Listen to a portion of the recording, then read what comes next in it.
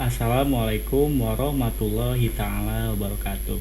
Perkenalkan, nama saya Saiful Mila, kelas Malam C, NIM nomor induk mahasiswa 191351086. Jurusan yang saya ambil jurusan Informatika tahun 2019. Saya membuat video ini untuk memenuhi tugas UTS mata kuliah Sistem Operasi yang diberikan oleh Ibu Meriska Deviani, MKOM. Saya akan menjelaskan tentang Task Manager. Sebelum masuk ke materi, apa sih Task Manager? Nah, kalau belum pada tahu, saya akan menjelaskan Task Manager. Apa itu Task Manager? Task Manager adalah sebuah aplikasi bawaan dari operating system atau OS. Ya, bawaan Windows yang biasa digunakan untuk memonitoring proses dan aplikasi apa saja yang sedang berjalan pada suatu komputer. Untuk menampilkannya, Task Manager kita bisa menggunakan shortcut control dibarengin kayak control, shift dan escape, atau bisa juga klik kanan pada taskbar. Lalu pilih Task Manager. Nah, saya akan contohkan seperti ini.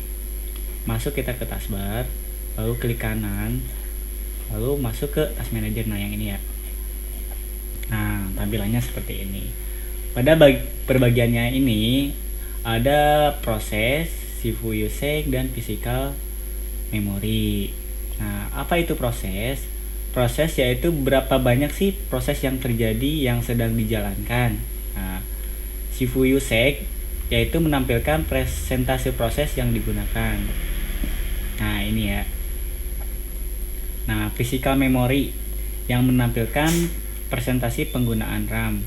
Nah, ini CPU, ini memorinya. Lalu pas masuk ke sini ada beberapa menu yang ditampilkan seperti aplikasi, proses, service, performa, networking, dan user.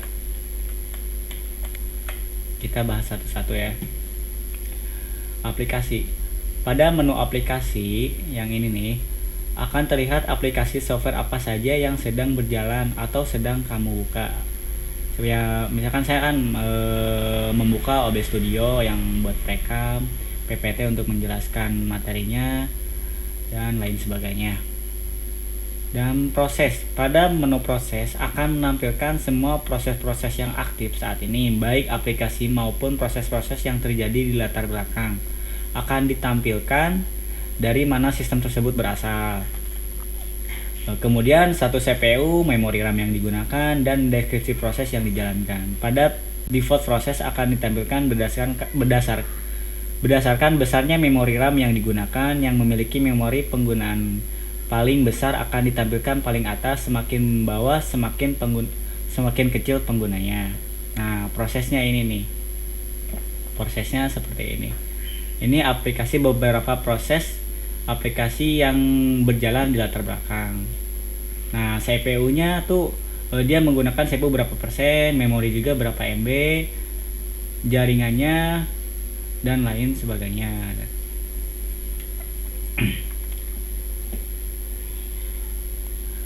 Untuk RAM kayak gini tampilannya seperti ini nih. Nah, kayak grafiknya seperti ini. Kayak CPU grafiknya ada di sini, memori juga ada di sini. Nah, gitu. Lalu ada service itu layanan ya. Service secara tampilan hampir sama dengan menu proses, namun jika menu proses hanya menampilkan proses yang aktif, berbeda dengan menu service yang menampilkan semua proses yang sedang berjalan maupun yang sudah berhenti.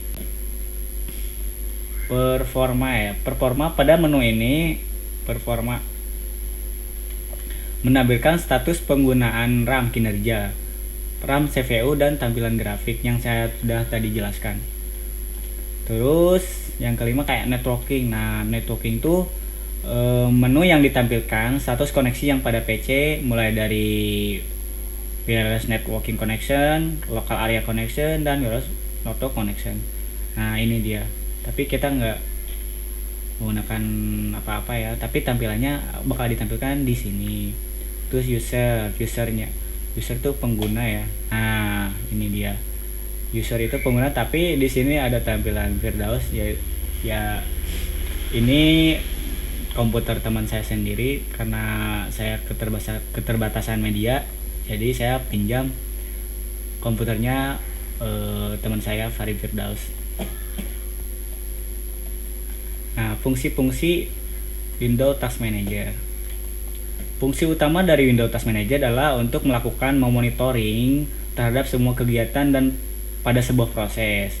Selain itu juga memantau bagaimana kinerja seperti RAM yang tadi saya sudah jelaskan, prosesor dan networking. Dan untuk menghentikan program yang not responding, aplikasi yang tidak merespon atau menghentikan dari Task Manager adalah opsi kedua, bisa dilakukan dengan klik end process atau end task. Misalkan nih kita lagi menjalankan game ya, terus nge-lag gitu kan. Nah, terus kita nggak bisa ngapa-ngapain nih. Nah, bisa aja kita masuk ke taskbar, terus masuk ke Task Manager. Nah, kita bisa di end task seperti ini nih. Nah, di sini tinggal klik kanan, akhiri tugas, atau bahasa Inggrisnya end task. Nah, yang ketiga untuk fungsi utama Task Manager tuh untuk mengetahui seberapa banyak aplikasi menggunakan kinerja RAM dan CPU. Yang ya kembali yang saya sudah jelaskan tadi, ya ini dia. Sampai sini ada yang paham atau gimana gitu? Kalau sudah paham, saya berarti cukup sekian lah dari saya. Saya sudah menjelaskan tentang aplikasi Task Manager. Terima kasih juga kepada Ibu Meriska Devriani yang sudah membimbing saya dan membantu saya untuk mengetahui tentang Task Manager juga, dan saya disuruh untuk menjelaskan juga tentang Task Manager. Demikian mengenai fungsi dan pengertian Windows Task Manager, semoga membantu dan bermanfaat. Terima kasih. Saya Pumila, dan sampai jumpa. Assalamualaikum warahmatullahi wabarakatuh.